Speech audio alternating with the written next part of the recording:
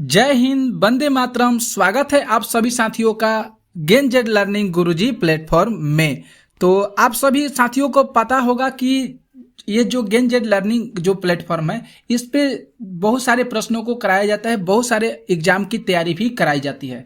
तो अभी बिहार में बिहार शिक्षक बहाली की जो 7 फेज की जो प्रक्रिया चल रही है, उसी से संबंधित हम लोग प्रश्नों को करेंगे। विगत वर्षों के परीक्षाओं से पूछे गए प्रश्नों पर आधारित आज की जो प्रश्नों को हम लोग करेंगे, और हम लोग जो नए पैटर्न है इस पर हम लोग प्रश्नों को भी करेंगे। बहुत प्रश्न जो होंगे मुख्यतः बहुत लाभदायक होंगे आपके लिए।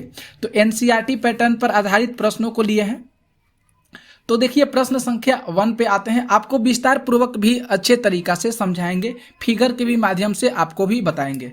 तो देखिए, यहाँ पे जो प्रश्न पहला कर है कि बिहार में गंगा नदी में मिलने वाली सोन नदी का उद्गम स्थल कौन सा है। अब विकल्प देख लीजिए, हजारीबाग का पठार, इसके बाद पलामू का पठार, मालवा का पठार और अमरकंटक का पठार। तो इसमें से जो विकल्प जो सही हो रहा है, ऑप्शन डी जो है ये सही हो रहा है। अमरकंटक का जो पठार है ये बिहार में गंगा नदी में मिलने वाली सोन नदी का उद्गम स्थल माना जाता है। और ये कहाँ से उत्पन्न होती है अमरकंटक जो है ये मध्य प्रदेश के अनूपपुर जिले से, ये मध्य प्रदेश के अनूपपुर जिले से अमरकंटक के पास उत्पन्न होती है। और ये विंध्याचल पहाड़ियों में नर्मदा नदी के जो स्रोत स्थल है वहाँ पे ये पूर्व में स्थित है। और ये जो है उत्तर प्रदेश झारखंड राज्य से गुजरते हुए बिहार के पटना जिले में और आते समय यह गंगा नदी में विलय हो जाती है। तो ये ऑप्शन डी बिल्कुल सही हो रहा है। आगे देखिए, प्रश्न आते हैं 2 नंबर। यहाँ पे जो 2 नंबर प्रश्न कर रहा है कि निम्नलिखित नदियों में से कौन बिहार का शोक के रूप में कुख्यात है। गंडक, सोन, कोसी और गंगा। या तो सीधा सीधा हम बोल सकते हैं कि बिहार का शोक नदी किसे कहा जाता है। तो बिहार का शोक नदी जो है कोसी को कहा जाता है। ऑप्शन सी जो है यहाँ पे आप देख सकते हैं, शोक नदी है ये बिहार का है। ओके, आगे देखिए, प्रश्न संख्या आते हैं 3। यहाँ पे जो 3 नंबर जो प्रश्न कर रहा है कि निम्नलिखित देशांतर रेखाओं में से कौन सी बिहार से होकर गुजरती है। कौन सी जो इसमें से देशांतर रेखा है, देख सकते हैं ये जो है देशांतर रेखा है, ये जो है कौन सी जो है मतलब बिहार से होकर कितने डिग्री पर गुजरती है। 82.5 मतलब 82.5 डिग्री, 86 डिग्री, 89 डिग्री और 81 डिग्री। तो यहाँ पे बी ऑप्शन जो है ये सही हो रहा है। 86 डिग्री पर देशांतर रेखाएं जो है यह बिहार से होकर गुजरती है। देख सकते हैं यहाँ पे ये अक्षांश रेखाएं हो गया और नीचे जो हो गया देशांतर रेखाएं हो गया। ओके, आगे देखिए, प्रश्न आते हैं 4 नंबर प्रश्न पे। यहाँ पे जो 4 प्रश्न कर है कि बिहार में सोना कहाँ पे मिलता है। बिहार में सोना किस जिले में मिलता है। गया जिले में, आरा जिले में, जमुई जिले में और पटना जिले में। तो बिहार में जो सोना मिलता है, ऑप्शन जो सी है इसमें सही हो रहा है। जमुई जिले में जो है बिहार जमुई जिले में सोना जो है अधिक मात्रा में मिलता है। तो ये देख सकते हैं ये सोना है।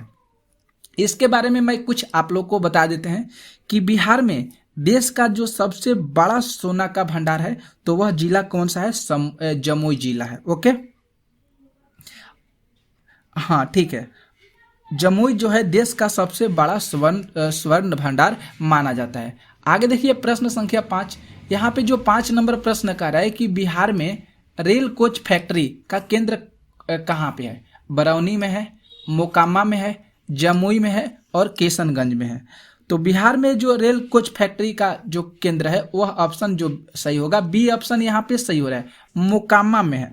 और बिहार राज्य के पटना जिले में स्थित एक नगर है, वह कौन सा है, मोकामा।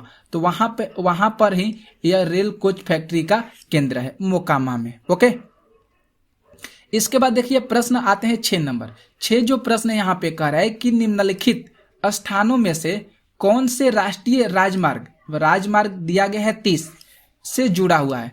पटना, हाजीपुर, छपरा, हाजीपुर, मुजफ्फरपुर, बख्तियारपुर, पटना, आरा और मोकामा, मुंगेर। तो NH कितना कह रहा है, NH 30 कह रहा है।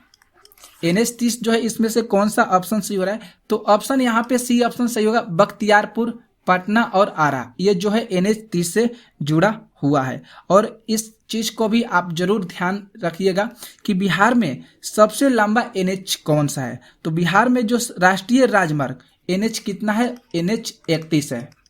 NH कितना है, सबसे लंबा राष्ट्रीय राजमार्ग जो है NH31 है। और राष्ट्रीय जो सबसे छोटा राष्ट्रीय राजमार्ग कौन सा है, तो NH1338 जो है 1338 नहीं 13B होगा, 133B। ये जो है सबसे छोटा है और ये जो है सबसे बड़ा है। ये बड़ा है NH और ये क्या है, ये छोटा है। ओके, आगे देखिए प्रश्न आते हैं 7 नंबर प्रश्न पे। यहाँ पे जो 7 प्रश्न कर रहा है कि सोमेश्वर श्रेणी निम्नलिखित पर्वत श्रेणियों में से किसका एक भाग है। तो सतपुड़ा श्रेणी, विंध्याचल श्रेणी, पूर्वी घाट और शिवालिका श्रेणी।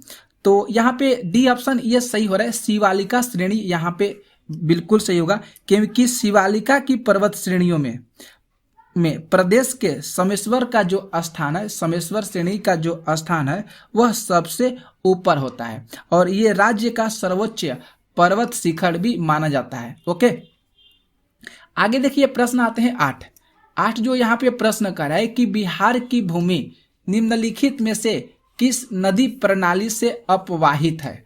तो यहाँ पे ए में दिया है महानदी, गंगा, यमुना और डी में दिया है गोदावरी। तो यहाँ पे जो बी ऑप्शन हो रहा है ये सही हो रहा है, गंगा नदी। यहाँ पे बी ऑप्शन जो है ये सही है, क्योंकि गंगा नदी जो है बिहार के अपवाह तंत्र का एक मुख्य आधार माना जाता है। और गंगोत्री जो है, गंगा का उद्गम स्थल कौन सा है, गंगोत्री है, जो हरिद्वार के पास समतल भूमि पर बहना आरंभ करती है और चौसा के निकट जो है यह बिहार के मैदान में प्रवेश करते हुए 2 भागों में बट जाती है और बंगाल में यह प्रवेश करती है। तो यहाँ पे बी ऑप्शन बिल्कुल सही हो रहा है। इसके बाद देखिए प्रश्न संख्या जो है 9। यहाँ पे जो प्रश्न 9 कर है कि बिहार में बलसुंदरी, ताल, करैल एवं बलथर निम्नलिखित में से किसके लिए प्रयुक्त होते हैं। कृषि के लिए, फसल के लिए, मिट्टी के लिए कि प्राकृतिक वनस्पति के लिए। तो यहाँ पे जो ऑप्शन सी हो रहा है ये सही हो रहा है, मिट्टी के लिए प्रयुक्त होते हैं। जो यहाँ पे बलसुंदरी है, इसके बाद ताल हुआ, करैल हुआ और बलथर हुआ, ये चारों जो हैं ये मिट्टी के लिए प्रयुक्त होते हैं। आगे देखिए प्रश्न 10। यहाँ पे जो प्रश्न संख्या 10 का है कि बिहार का कौन सा जिला सर्वाधिक वन आच्छादित है। तो यहाँ पे नवादा, मुंगेर, पश्चिमी चंपारण और कैमूर। बहुत अच्छा ये प्रश्न है। तो बिहार में सर्वाधिक वन क्षेत्र वाले, यहाँ पे डायरेक्ट मैं आप लोग को आंसर बताते हैं। तो डी ऑप्शन यहाँ पे सही हो रहा है, डी ऑप्शन यहाँ पे सही हो रहा है, क्योंकि बिहार में सर्वाधिक वन क्षेत्र वाले जिले कौन कौन से हैं। तो एक कैमूर है और दूसरा नंबर पर है पश्चिमी चंपारण। तो कैमूर और पश्चिमी चंपारण दोनों ऑप्शन में दिया गया है। तो अगर आपको एग्जाम में दोनों मिल जाए तो आप दोनों को ही टिक कीजिएगा, क्योंकि बिहार में सर्वाधिक वन क्षेत्र वाले 2 जिले हैं, वह उसका नाम है पश्चिमी चंपारण और दूसरा है कैमूर। और निम्नतम वन क्षेत्र वाले कौन से जिले हैं, निम्नतम वन क्षेत्र वाले कौन से जिले हैं, इसको भी आपको जरूर याद करना होगा। एक जो पहला है शिवहर है, एक पहला जो है वह शिवहर है और दूसरा जो है शेखपुरा है। दूसरा कौन सा है, तो दूसरा शेखपुरा है। तो ये न्यूनतम वन क्षेत्र वाले जो है और ये जो है सर्वाधिक वन क्षेत्र वाले जिले हैं पश्चिमी चंपारण और कैमूर। ओके, आगे देखिए प्रश्न संख्या 11। बहुत अच्छा प्रश्न है। 11 जो प्रश्न है कि कहलगांव, काटी, बाढ़ एवं नबीनगर निम्नलिखित में से किसके केंद्र है। कोयला खनन के लिए, पर्यटन, ताप विद्युतीय शक्ति और सूती वस्त्र उद्योग। आप यहाँ पे डायग्राम, यहाँ पे फिगर में देखकर जरूर समझ गए होंगे कि यहाँ पे जो सी ऑप्शन हो रहा है ये सही हो रहा है, ताप विद्युतीय शक्ति के लिए ये जो है केंद्र है कहलगांव, काटी, बाढ़ और नबीनगर। ओके, क्योंकि एनटीपीसी जो है कहलगांव, जिसको हम सुपर थर्मल पावर स्टेशन कहते हैं, जो ये कहाँ पे स्थित है, तो ये भागलपुर जिला में स्थित है। कहाँ पे स्थित है साथियों, तो ये भागलपुर जिला के कहलगांव में स्थित है। ओके, इतना समझ में आ गया आप लोग को। आगे देखिए प्रश्न संख्या आते हैं 12 जो प्रश्न कर रहा है कि बिहार में निम्नलिखित में से कौन वस्त्र उद्योग का केंद्र है? गया, भागलपुर, मुंगेर और पूर्वी चंपारण। तो इसमें वस्त्र उद्योग के लिए पूछा गया है, तो इसमें से जो बी ऑप्शन हो रहा है ये बिल्कुल सही हो रहा है। भागलपुर जो जिला है यह रेशमी कपड़े का उत्पादक केंद्र माना जाता है। इसके बाद देखिए प्रश्न देखते हैं 13 नंबर प्रश्न पर। 13 जो प्रश्न कर रहा है कि वे नदियां जो बिहार और उत्तर प्रदेश के बीच की सीमा रेखा बनाती है वह कौन कौन सी नदियां हैं? बूढ़ी गंडक, इसके बाद सोन और बागमती, बी में कह रहे हैं कि बूढ़ी गंडक, कोसी और गंगा, सी में कर्मनासा, गंडक और घाघरा, और डी कह रहा है कि उत्तरी कोयल, अजय और पुनपुन। यहाँ पे कौन सा ऑप्शन सही हो रहा है? तो यहाँ पे सी ऑप्शन बिल्कुल सही हो रहा है। कर्मनासा, गंडक और घाघरा जो है ये बिल्कुल यहाँ पे सही हो रहा है, क्योंकि इस क्षेत्र में गंगा है, गंडक है, घाघरा है और कर्मनासा नदी बिहार और उत्तर प्रदेश की सीमा रेखा का निर्धारण करती है। तो यहाँ पे जो ऑप्शन सी हो रहा है ये बिल्कुल सही हो रहा है। आगे देखिए प्रश्न संख्या 14। यहाँ पे जो 14 प्रश्न करे कि भारत का कौन सा राज्य सर्वाधिक पायराइट उत्पादन करता है? तो मध्य प्रदेश, बिहार, उड़ीसा और जम्मू कश्मीर। तो इसमें से जो सबसे ज़्यादा पायराइट उत्पादन करने वाला जो राज्य है यहाँ पे बिहार है।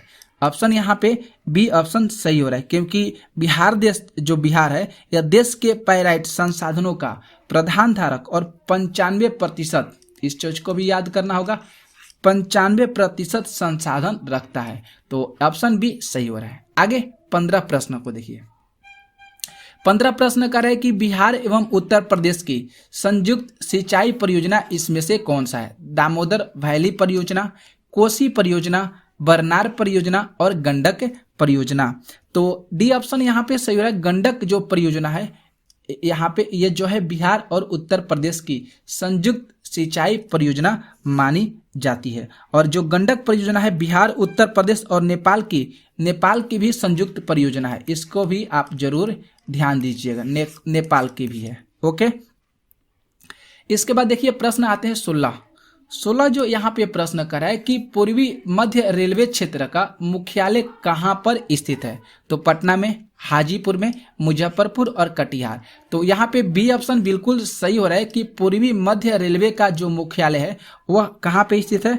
तो हाजीपुर में स्थित है, हाजीपुर में स्थित है। आगे देखिए 17 प्रश्न है कि बेलसार जल विद्युत परियोजना कहाँ पे स्थित है? रोहतास में, गया, औरंगाबाद और अरवल।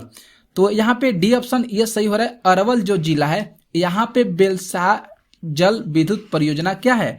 स्थित है। अरवल जिले का जो क्षेत्रफल है कितना है? तो 638 वर्ग किलोमीटर है। कितना है? तो 638 वर्ग किलोमीटर है। ओके, हाँ। आगे देखिए प्रश्न आते हैं 18 नंबर प्रश्न पे। 18 जो प्रश्न है कि बिहार में डालमिया नगर किसके लिए प्रसिद्ध है? रेशम के लिए, सीमेंट के लिए, चमड़ा के लिए कि जूट के लिए? जो डालमिया नगर है वह सीमेंट के लिए प्रसिद्ध था। ऑप्शन बी जो है ये बिल्कुल सही हो रहा है, क्योंकि बिहार का जो डालमिया नगर है वह सीमेंट के लिए प्रसिद्ध है। आगे देखिए प्रश्न आते हैं 19 नंबर प्रश्न। 19 जो यहाँ पे प्रश्न कर रहा है कि निम्नलिखित झीलों में से कौन सी बिहार में स्थित है? बिहार में इसमें से कौन सा झील जो है स्थित है? अनुपम झील, सांभर झील, सुखना झील और कामा झील। तो इसमें से ए ऑप्शन ये सही हो रहा है। अनुपम झील जो है यह बिहार में स्थित है। और ये झील कहाँ पे स्थित है? तो ये कैमूर वन जीव अभयारण्य जहाँ पे है वहीं पर यह जो झील है यह स्थित है। कहाँ पे स्थित है? तो कैमूर में स्थित है। कैमूर जो है एक बिहार का जिला है, वहीं पर जो है ये अनुपम झील स्थित है। इस चीज को भी आपको ध्यान रखना होगा कि बिहार में सबसे बड़ी झील कौन सी है? तो बिहार में जो सबसे बड़ी झील है,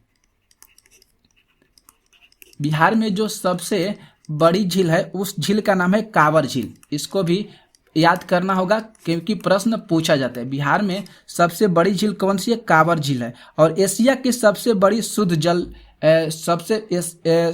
शुद्ध जल की ही झील मानी जाती है। कौन सा? कांवर झील सबसे बड़ी झील है। ठीक है,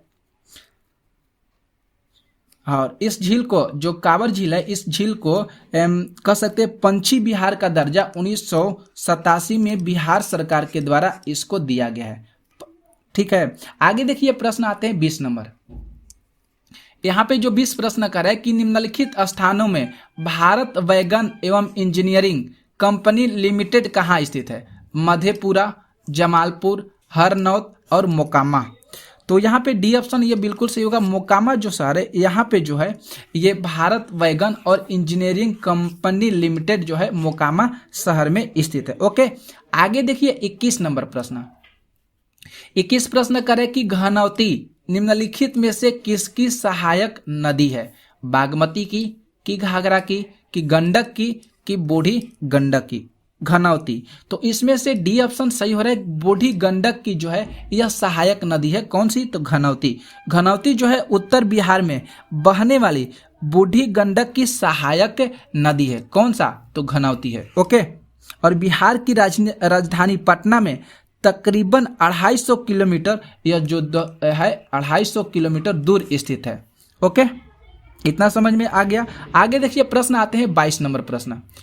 22 नंबर जो प्रश्न कह रहा है कि निम्नलिखित नहर प्रणालियों में किससे बिहार में सिंचाई होती है? निम्नलिखित नहर प्रणालियों में किससे बिहार में सिंचाई होती है?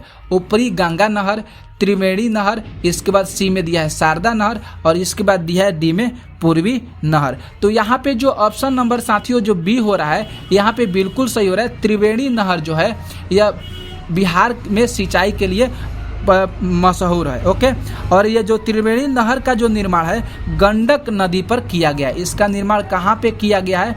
तो गंडक नदी पर किया गया है। इस चीज़ को भी आपको ख्याल रखना होगा।